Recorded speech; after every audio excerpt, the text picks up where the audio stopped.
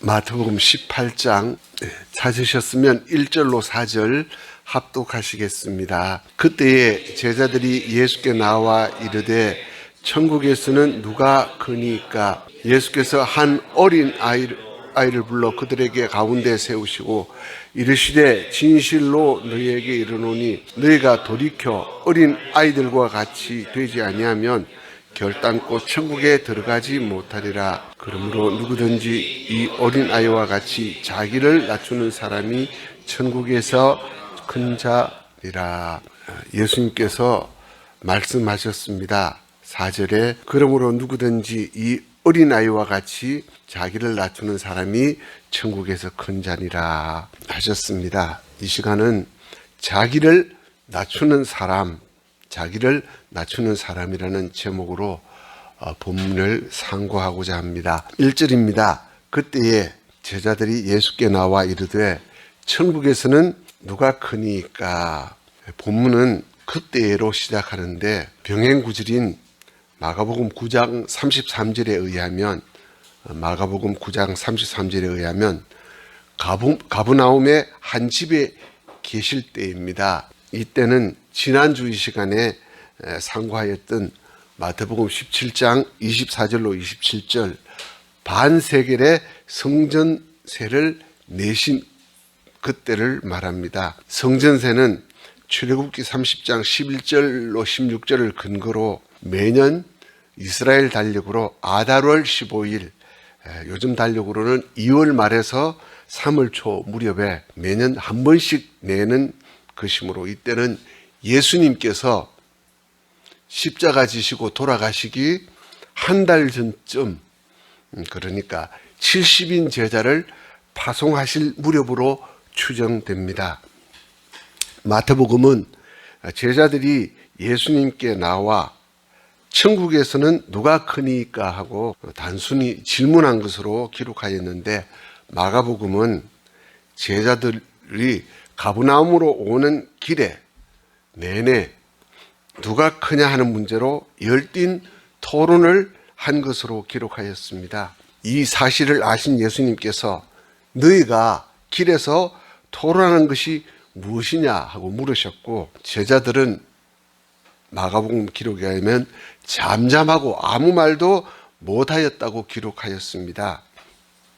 제자들이 누가 큰 자인가 하는 세속적인 관심에 빠진 배경을 살펴보면 16장 16절 빌립보 가이사랴 지방에서 베드로의 신앙 고백을 예수님께서 인정하셨고 그리고 17장 1절로 8절 세 제자만 따로 높은 산에 데리고 가셔서 주님의 영광을 직접 목격하도록 하셨습니다. 그리고 17장 24절로 27절 베드로만 성전세 관련 사건을 직접 경험하도록 하셨기 때문에 제자들은 베드로, 야고보, 요한을 이 세 사람을 당신의 나라에서 크게 중용하실 것으로 제자들이 짐작을 했습니다.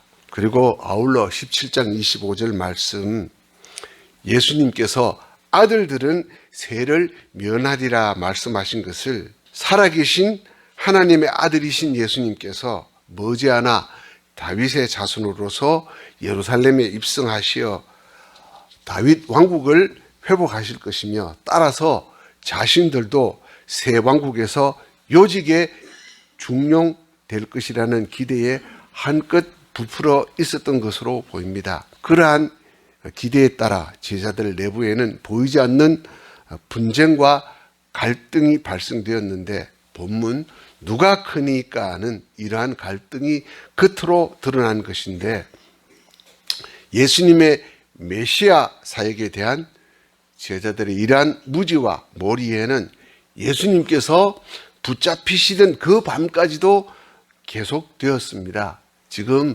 실제로 이 말씀을 하신 때는 예수님께서 붙잡히시기 겨우 한 달 전쯤으로 학자들은 추정하고 있습니다. 예수님께서는 벌써 3번이나 반복하여 예루살렘에 올라가셔서 고난을 받고 십자가에 달려 돌아가실 것을 말씀하셨고 그리고 세 번째 말씀하셨을 때는 17장 23절에 기록된 대로 제자들이 그때는 매우 근심하였지만 그들은 메시아이신 예수님께서 처형되시면 하나님 나라 운동이 실패하고 그렇게 되면 자신들의 모든 꿈이 무너져 버릴 것이 분명하니 그들은 본능적으로 예수님의 이 예고를 인정하려고 하지 않았던 것으로 보입니다. 그들은 길을 가면서 누가 높은 자리에 앉을 것인지에 대한 관심뿐이었고 가브나움에 도착해서조차 변론을 계속했던 것으로 보입니다. 그들은 예수님께서 고난받으실 것을 예고하신 말씀을 듣고서도 여전히 높은 자리를 탐하여 신경전을 벌이고 있었습니다. 그들에게 있어서 천국은 이 세상과도 조금도 다를 것이 없는 것에 불과했습니다. 예수님께서 공생애를 시작하시면서 처음 선포하신 말씀이 회개하라, 천국이 가까이 왔다였지만 제자들조차 천국에 대해 전혀 관심이 없었고 오로지 육신의 생각에 매여서 영의 나라, 천국이 아닌 이 땅 위에 회복될 다윗 왕국만 굳게 붙들고 있었던 것입니다. 그런데 예수님은 이러한 제자들을 무섭게 책망하지 않으셨습니다. 마가복음 9장 35절에 의하면 제자들의 말을 들으신 예수님께서 자리에 앉으신 후에 12제자를 불러 모으셨습니다. 그리고 담담히 가르치셨습니다. 누구든지 첫째가 되고자 하면 무사람이 끝이 되며 무사람을 섬기는 자가 되어야 하리라. 마가복음 9장 35절에는 이 말씀이 사이에 들어가 있습니다. 제자들은 높아지고 첫째가 되는 데만 관심이 있었습니다. 이처럼 육신의 생각은 섬김을 받고 다스리는 데 관심을 둡니다. 그러나 영의 생각, 천국의 가치관은 무사람을 섬기는 일, 낮고 천한 자리를 첫째로 여긴다는 말씀입니다. 세상 지식은 다른 사람을 지배하는 법을 성공이라고 가르칩니다. 그러나 예수님의 가르치심은 온유와 겸손으로 다른 사람을 섬기는 것을 가르칩니다. 제자들이 누가 큰 자일까에 관심이 온통 쏠려 있는 것은 하나님 나라가 섬기는 종의 나라라는 사실을 알지 못하기 때문입니다. 하나님 나라는 죄인을 위해 목숨까지 내놓으신 예수님께서 세우신 나라입니다. 따라서 하나님 나라의 백성은 섬기는 종이 되어야 합니다. 우리가 이 사실을 늘 기억하지 못하면 서로 높아지려고 싸우게 되기 마련입니다. 예수님께서 모든 병자를 고치시고 귀신을 쫓아내신 것은 예수님께서 당신의 능력과 권위를 휘두르신 것이 아니라 병과 고통과 사망의 원인인 죄값을 대신 지불하시기 위해 당신의 자리, 하늘 보좌를 내놓으시고 하나님께서 인간으로 오셔서 왕으로 사시지 않으시고 종으로 사셔서 결국 목숨까지 희생하는 삶을 사시고 계시기 때문에 그런 능력이 나타났던 것입니다. 이와 같이 하나님 나라는 겸손과 종의 섬김을 토대로 세워져 가는 나라입니다. 사실 이 말씀을 우리가 지식적으로는 잘 이해하고 있지만 우리 삶 속에는 적용하지 못하는 말씀입니다. 예수님은 이러한 사실을 실물 교훈을 통해 가르치시고자 어린 아이 하나를 데리고 오셨습니다. 그리고 그 어린 아이를 제자들 가운데 세우시고 겸손과 섬김의 정신을 가르쳐 주십니다. 2절로 3절입니다. 예수께서 한 어린 아이를 불러 그들 가운데 세우시고 이르시되 진실로 너희에게 이르노니 너희가 돌이켜 어린 아이들과 같이 되지 아니하면 결단코 천국에 들어가지 못하리라. 이 말씀이 우리에게는 자연스럽게 받아들여집니다. 그러나 그 당시까지만 해도 어린 아이는 여자들과 함께 가장의 재산 목록에 들어갈 뿐이었습니다. 결코 사람 대접 받지 못하는 존재였습니다. 당시 제자들에게는 어린 아이들과 같이 되어야 한다는 말씀이 충격으로 다가왔을 것입니다. 예수님께서 한 어린 아이를 천국에 들어갈 자격의 표본으로 그들 가운데 세우셨습니다. 천국 백성이 될 첫째 조건으로 예수님께서는 돌이킬 것을 가르치셨습니다. 본문에 사용된 돌이켜라는 단어는 순간적이고도 결정적인 방향 전환을 나타내는 단어가 사용되었다고 합니다. 이 말은 한때의 행동의 변화를 말하는 것이 아니라 하나님의 은혜에 의해서만 가능한 마음으로부터의 변화, 즉 참회와 중생을 이루는 전인적인 변화를 가리킨다고 합니다.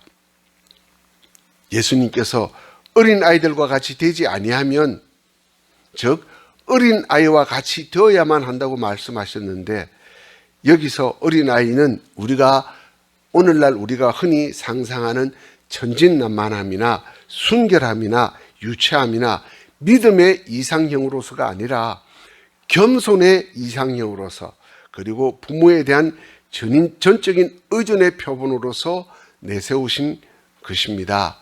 사실 이 겸손이라는 단어는 우리가 주의 깊게 생각해야 이해할 수 있는 말씀입니다. 우리는 구약적인 개념으로서 하나님을 섬기면 형통할 것을 자녀들에게 가리킵니다. 머리가 되고 꼬리가 되지 않는 것이 하나님의 뜻인 것처럼 가리키지만 사실 겸손이란 말은 그런 의미가 아닙니다. 낮은 자리에 들어가는 것을 의미합니다.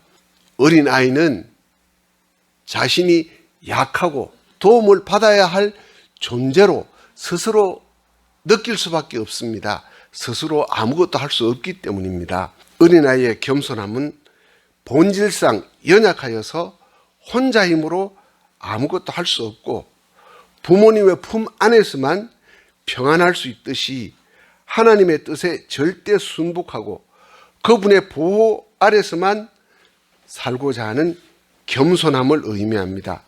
그리고 자신을 과대평가하거나 또 계산적으로 자신을 비하하는 표현을 하지 않고 있는 그대로 부끄럼 없이 솔직하게 드러내는 것을 의미하며 다른 사람에 대한 의심이나 계산을 앞세울 줄 모르고 가르침에 대해 단순한 마음으로 받아들이며 부모에 대한 전적인 신뢰와 믿음으로 사는 것을 들어 어린아이를 천국 시민의 표본으로 삼으신 것입니다. 제자들은 천국에서 누가 크냐에 관심을 집중했지만 예수님께서는 어린아이와 같이 되지 아니하면 결단코 천국에 들어가지도 못하리라 하셔서 천국 입성조차 절대 불허하신다는 절대적 원칙, 천국 시민의 자격 문제로 말씀하셨습니다. 어린아이와 같이 된다는 것은 무슨 의미겠습니까? 어린아이가 어른과 다른 점은 첫째, 어린아이는 불완전합니다. 어린아이는 성인으로 자라가는 과정에 있습니다. 천국도 완전한 자가 들어가는 곳이 아닙니다. 천국은 자신이 불완전함을 시인하고 하나님의 은혜를 구하는 사람이 들어갑니다. 하나님은 자신의 죄를 회개하고 예수님을 통해서 주시는 하나님의 은혜를 받아들이는 사람을 용서하시고 그들을 하나님의 자녀로 만들어 주십니다. 둘째, 어린아이는 단순합니다. 어린아이는 거짓말을 하면 금방 얼굴에 나타납니다. 어린아이는 단순하게 믿고 위선이 없습니다. 이와 같이 천국도 단순한 마음으로 예수님을 믿는 사람들이 가는 곳입니다. 천국은 어린아이처럼 단순하게 하나님을 믿고 신뢰하는 사람들이 가는 곳입니다. 셋째, 어린아이는 순종을 잘합니다. 다 자란 사람은 무엇을 시키면 변명하고 빠지려고 합니다. 그러나 어린아이들은 어른이 시키면 그대로 합니다. 물론 어린아이 안에도 죄의 본성이 있습니다. 그러나 그들은 어른의 말에 쉽게 감동하고 믿고 신뢰합니다. 그리고 하기 싫을지라도 억지로라도 따라갑니다. 천국은 단순하게 하나님의 약속을 믿고 순종하는 사람이 가는 곳입니다. 그러나 사탄의 나라는 교만한 나라입니다. 자기 위치를 떠나서 하나님과 같이 되려는 교만한 사람들의 나라입니다. 사탄의 백성은 자기 공로를 자랑하고 서로 높아지려고 싸웁니다. 제자들은 지금 사탄의 백성들처럼 서로 높아지려고 혈안이 되어 있는 상태에 있었습니다. 그러나 천국은 자기 의의를 포기하고 겸손히 허리를 굽힌 사람들의 나라입니다. 4절입니다. 그러므로 누구든지 이 어린아이와 같이 자기를 낮추는 사람이 천국에서 큰 자니라. 천국에서 누가 크니까? 제자들은 천국에서도 큰 자가 되는 것이 좋다고 생각을 하고 있습니다. 어쩌면 우리가 신앙생활을 하는 것이 천국에서 큰 면류관을 쓰려는 욕심이 있다면 아직 천국에 들어갈 자격을 얻지 못한 것이 될 수도 있습니다. 예수님께서는 너희가 돌이켜 어린 아이들과 같이 되지 아니하면 결단코 천국에 들어가지 못하리라 하셨습니다. 마태복음 11장 25절에 따르면 진리, 그러니까 하나님의 나라가 지혜롭고 설기 있는 자들에게는 숨기시고 어린 아이들에게는 나타내심이 되었다고 하셨습니다. 어린아이와 같이 되면 천국을 소유하지만 어린아이와 같이 되지 못하면 천국을 잃어버리게 됩니다. 어린아이는 첫째, 자기를 낮추는 것이 특징입니다. 자기를 높이고 스스로 섰다 여기며 교만한 사람은 비록 나이가 어리다고 해도 예수님께서 말씀하신 어린 아이가 아닙니다. 나이가 많아도 자기를 낮추고 자기를 부인하며 예수님만 의지하면 천국을 소유하게 됩니다. 이미 예수님을 믿고 따르는 사람도 어린아이를 떠나 교만해지면 하나님을 멀리 떠나게 됩니다. 두 번째, 부모를 의지하고 삽니다. 성도는 항상 주님을 의지하고 하나님 없이 살 수 없음을 깨달아야 합니다. 잠시라도 하나님께서 붙들어 주시지 않으면 살지 못할 줄로 알고 주 안에서 살기를 항상 힘쓰며 주님을 앙망하고 사모해야 합니다. 신명기 17장 14절로 20절은 신명기 17장 14절로 20절은 이스라엘 왕의 행동 원리입니다. 병마 안에 은금을 많이 두거나 쌓기를 금한 것으로 요약할 수 있는데 군사력이나 외교력 또는 재물을 쌓는 것은 왕의 실력을 쌓는 것이 되고 국력을 강화하는 것이 되지만 결과적으로 하나님을 간절히 소망하는 마음이 사라지게 되니 하나님께서도 도와주시지 않게 되어 결국 실패하고 망하게 되는 것입니다. 세 번째, 어린아이는 젖을 사모합니다. 베드로전서 2장 2절은 갓난 아기들 같이 순전하고 신령한 젖을 사모하라 하셨습니다. 갓난 아기에게는 먹는 것이 일이자 사명입니다. 성도에게 있어서 가장 큰 사명과 일은 갓난 아기와 같이 항상 신선한 말씀 먹기를 힘쓰는 일입니다. 시편 119편 131절 내가 주의 계명들을 사모함으로 입을 열고 헐떡였습니다라는 말씀처럼 간절히 사모함으로 하나님의 말씀을 영으로 받아 먹을 때 꿀보다 달고 신선한 말씀을 발견하게 되고 생명이 되고 밝은 빛으로 인도받게 될 것입니다. 네 번째, 어린아이는 배우고 모방하는 힘이 강합니다. 부모나 형제의 은행을 그대로 모방하고 닮아갑니다. 어린아이같이 순수한 성도는 하나님 배우기를 힘쓰고 예수님 닮아가기를 힘쓰게 됩니다. 성도라고 하면서도 그리스도 예수님의 형상 닮기를 위하여 날마다 성경 읽고 배우려고 힘쓰지 않는다면 어린아이의 자리를 떠난 사람인 것입니다. 다섯째, 어린아이는 순종이 몸에 배어 있습니다. 순종이 몸에 배어 있습니다. 어린아이는 어른의 말을 잘 듣고 따릅니다. 자기 지식으로 판단하지 않습니다. 하나님 말씀과 성령님의 감동을 실제로 받지 않는 성도가 있다면 그는 어린아이의 자리에서 떠난 것입니다. 여섯 번째, 어린아이는 항상 부모와 동거하고 동행하려고 합니다. 부모와 떨어지면 죽는 줄 알고 부모가 가는 곳이면 어디라도 따라가려고 합니다. 성도는 어린아이와 같이 하나님과 함께 사는 것을 좋아하고 하나님과 동행하려고 힘쓰게 됩니다. 어린아이와 같이 된 성도는 첫째, 계시를 받습니다.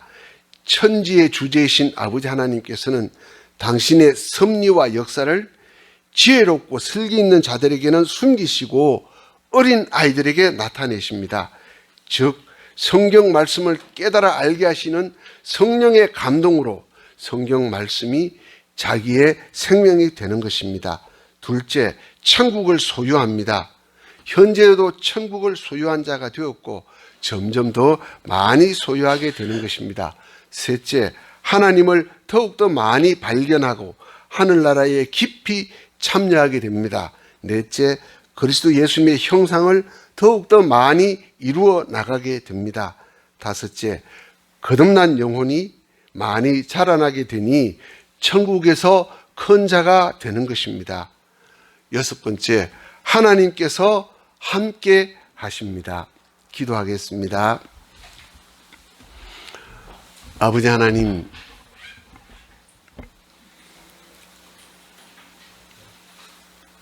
내가 하나님 말씀을 읽게 되고 또 기도하는 시간을 내게 되니 더욱더 하나님을 의지하기보다 나의 성경 지식을 의지하게 되고 나의 신앙 경륜을 내세우게 되는 것이 부패한 나의 모습임을 고백합니다. 하나님께서 붙들어 주시지 아니하시면 나는 쓰러질 수밖에 없는 완전 부패한 존재임을 잊지 않도록 하여 주시고 성령님의 감동하심이 아니면 하나님의 말씀을 읽어도 세상 지식이 될 뿐임을 깊이 깨닫게 하여 주셔서 항상 하나님의 말씀을 읽되 성령님의 감동하심을 간구하는 마음으로 성경 말씀을 읽도록 하여 주시고 은밀히 계신 아버지 하나님께 기도로 나아갈 때도 나 자신을 의지하거나 나의 지식을 따르려고 하지 아니하고 오직 은밀한 가운데 계셔서 말씀하시는 아버지 하나님의 말씀에만 집중하는 삶을 살아갈 수 있도록 하여 주옵소서. 항상 어린아이와 같이 나보다 남을 낮게 여길 줄 알고 나의 경험과 나의 신앙 실력을 내려놓고 오로지 하나님만 붙들 수 있는 어린아이의 신앙을 항상 회복할 수 있도록 하여 주옵소서. 예수님 이름으로 기도합니다.